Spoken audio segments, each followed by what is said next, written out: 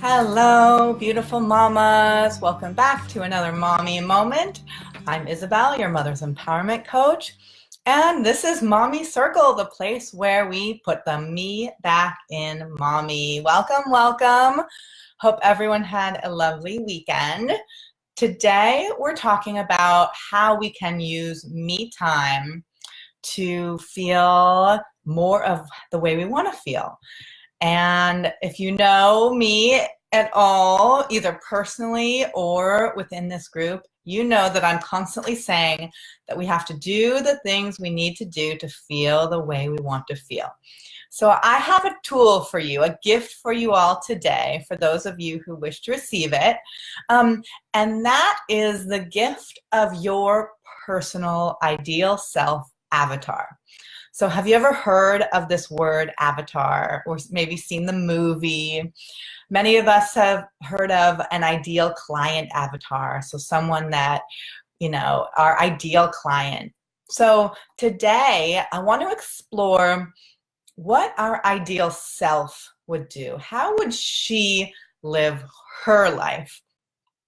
And then once we have created kind of a picture of who she is based on reality, right? Her life is the same as yours. She's got the same kids, the same circumstances, the same personality. So she's not really actually that different. She might make different choices than you do.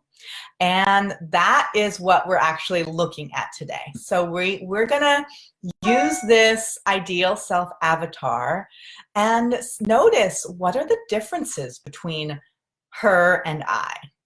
Where do I fall short? And it's not a place of shaming ourselves at all. It's just a place of curiosity. Like, how is she different from me? And also, how are we the same? And again, I have a free gift for you. So I'll talk more about it at the end, and it's yours if you want it. So I'm just going to walk you through my own personal ideal avatar. And again, we have many similarities. Angel, hi, sweetheart. Yay, thanks for being here.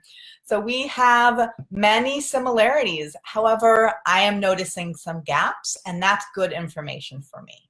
So let's see. One of my ideal avatar, my ideal self avatars ways is that her kids contribute to household responsibilities. So recently in this group, we started a thread where we've been talking about chores, and that's also been really up for me lately. I'm like, we haven't started school yet. I know many of you have, but we're still kind of gearing up and getting ready. So